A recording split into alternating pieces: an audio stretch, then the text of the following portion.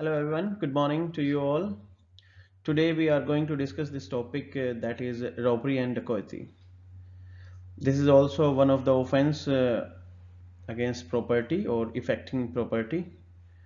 What we are going to discuss is that first of all introductory part of both robbery and dacoity. Then what is the way when theft is becoming the robbery, or you can say about what is the process when theft becomes robbery. Then comes ingredient of this offense. Then the second way to become the robbery, that is extortion, is becoming the robbery. Then comes ingredients of the very same, and ultimately what is the punishment for robbery. Then comes meaning of dacoity, then ingredients of dacoity and the punishment. Moving further, that is robbery. What do you mean by robbery and where it has been prescribed? So robbery, section 390 of IPC is dealing with the robbery. The thing is, robbery can be committed only by two ways. Only there can be two modus operandi by which we can achieve the target of robbery. First is theft, and the second one is extortion. So in the layman language or in the easy language, I can say that robbery can be achieved by the two ways, either by the theft or either by the extortion. Only two ways are there. Now, the first one, when theft is becoming the robbery.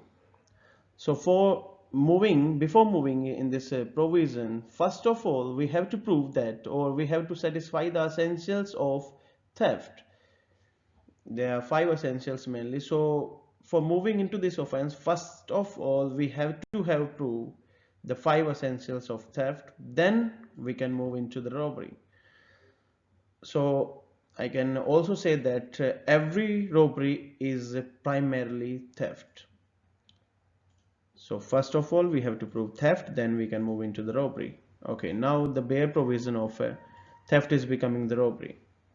Theft is robbery if in order to committing or in carrying away the property or attempting to carrying away the property obtained by theft, the offender for that end voluntarily causes or attempt to causes any person death, hurt or wrongful restraint, or fear of instant death, hurt and wrongful restraint. So this is the meaning of robbery, that while committing or in order to committing theft, this is the very interesting situation when you are committing the theft. In the very same transaction, if you have used the force, the time when you are using the force, that offense is becoming the robbery. So the only one thing and the important thing is, if you are doing the theft in that process or in that transaction, if you have used the force, like you have slapped anyone, you have killed anyone, you have given the blows to the next party, that offense, the offense of theft, now that is became robbery. So the only thing which differentiate between two offenses, theft and robbery, that is the linkage point and the connectivity point is the force. The time when you have used the force, that offense becomes the robbery. Now what are the ingredients of the same? First of all, that with the time, by what time or by when you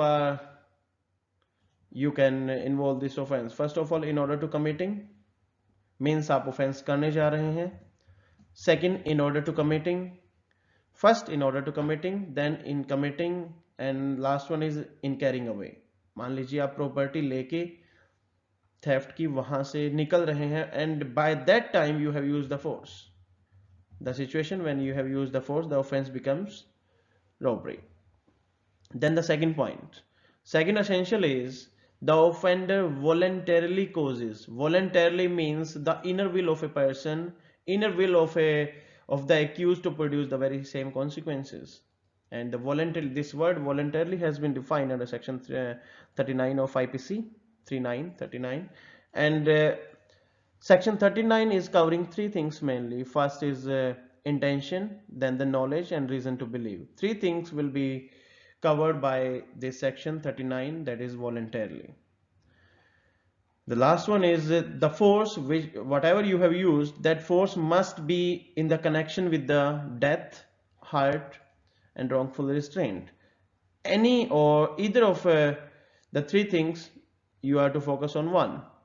Then obviously the actus reus will be completed. So this is the example. The third essential will be the example of actus reus, because you want to achieve this goal, that may be death, that may be hurt and wrongful restraint. And one thing also clear in your mind, that these are the some of the examples of that.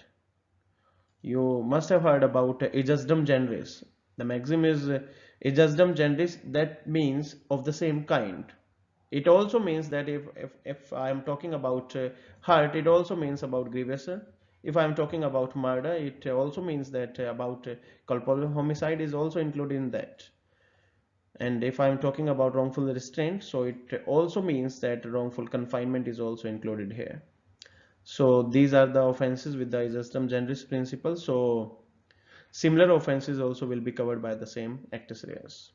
And the mens rea, in the second point, we have already cleared the mens rea, that is voluntarily. So this offense has been done because mens rea we have established, and then actus reus. So the only important thing is, the only main thing is, when theft is becoming the robbery, the main focus is to be on force. That force has to be physical force, or that may be mental force, because this word is the fear. If you have created the fear of instant death, this is only mental force.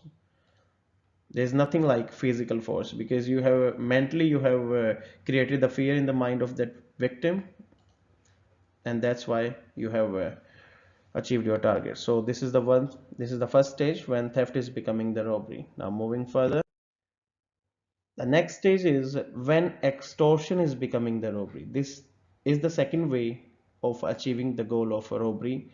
First can be achieved by the theft, and second can be achieved by the extortion. So for moving under this section, first of all, or for moving under this part of offense, first of all we have to prove the essentials of extortion. Only then we can move into the offense of robbery. So that's why this offense is called as extortion becomes robbery. So extortion is robbery if the offender at the time of committing the extortion is in the presence of the person putting in fear, and commits the extortion by putting that person in fear of instant death, of instant hurt, or instant wrongful restraint to that person, or some other person. This is also one of the important factors, that if you are creating fear for the same person, that can be the one essential. And another one is, if you are creating fear in the mind of a victim for the death of second person, or maybe for the death of his or her relative, or maybe his or her friend also, induces that person, so putting in that person in fear then and there to deliver up the thing extorted. The ultimately your goal is delivery. The delivery part is very essential part in the offense of extortion. Delivery has to be made out. Only then this offense will be called as the complete offense. Moving further with the essentials of extortion. So the very first thing and the important thing with the essentials is whenever you are going to prove extortion becomes robbery, so first of all you have to prove the essentials of extortion. So the first one is in the presence of the person putting in fear. So putting in fear is the very first essential of this offense. And the next is commits the extortion by putting that person in fear of. So these are the specific offenses, like instant death, second instant hurt, third one is instant wrongful restraint. Whenever this word has been added with the offense instant, so instant means immediate action of the transaction, immediate action of that actus reus. So this is the difference when extortion, and extortion is becoming the robbery. So this is the factor which can differentiate between the two, instant. And the next essential which makes a difference between the two, that is the presence of that person, presence of the accused at the place of occurrence for executing the act. Now you may be confused by looking into physical presence or the mental presence. So I want to clear this point that we are not strict with the physical presence of the accused. That maybe that presence maybe is in the shape of that if he is able to execute that act. It may happen that he is not physically present at the place of occurrence, but he is very near to that very place of occurrence so that he can execute that very act. Maybe the cases of planting the bomb in the house. So these situations may be covered here. And the next thing is induces that person, so putting in the person in fear then and there to deliver up the thing extorted. So the important two factors we have already looked into. First is the presence of that person. That presence may be covered by physical or maybe by the mental. And the second, the main point which creates the difference between the two, that is instant actus reus, or we may say that instant death, hurt, and wrongful restraint. So this is all about ingredients of extortion. Now moving further, these are the two types or two ways to reach to the goal of robbery. Now the punishment for robbery is defined under section 392 of IPC. Whoever commits robbery shall be punished with the rigorous imprisonment for a term which may extend to 10 years, shall also be liable for fine. This is the one of the punishment for robbery. But this punishment may be aggravated, like in the situation of if the robbery be committed on the highways. Likewise, in the case of when Jat Andolan was going on in the place of at the place of Murthal, the offences like that was committed on the highways. So that can be the best example of highways robbery. So between sunset and sunrise, the punishment or the imprisonment may be extended to 14 years. So this is the offense of robbery. Now moving further with the offense of dacoity. Dacoity, this is the offense which is mentioned under section 391 of IPC, and there is nothing about dacoity. The only thing about dacoity is when 5 or more members will be there, only then this offense can be occurred or happened. And the only essential of this offense is every dacoity, I repeat, is primarily robbery. To move into the offense of dacoity, firstly we have to prove robbery is there. Only then we can move into the offense of dacoity. Okay, I am reading for you the bare provision of that. When 5 or more persons conjointly commit or attempt to commit a robbery, look into that. Robbery, a word itself is there, robbery. First of all, we have to commit the robbery, only then we can achieve the target of dacoity, where the whole number of persons conjointly committing or attempt to commit a robbery, or person present or aiding such commission or attempt amount to 5 or more persons, and every person so committing, attempting, or aiding is said to commit dacoity. So now the important thing is first we have to prove the robbery, then we can move into the dacoity. And the major difference is 5 or more persons. If suppose two persons are committing the crime of robbery, then obviously they will be held liable for robbery. At the same time, if those persons are not two, they are 5 or more than 5, then that offense will be called as dacoity. 5 or more persons are also defined under section 141, that is unlawful assembly. So this offense of dacoity will be clubbed with the offense of unlawful assembly 141. So that is unlawful assembly is committing such crime, then that will be more rigorous or aggravated. So the only thing is 5 or more persons. Moving further, ingredients of dacoity. The very first ingredient and the main ingredient is five or more persons conjointly commit or attempt to commit a robbery. So firstly we have to prove the robbery, then we have to prove five or more persons. And now the very interesting thing is, suppose five persons have committed this offense, but only two were caught. Now what is that? If only two were caught and they were saying that we were just two, not five, so the offense of robbery will be there.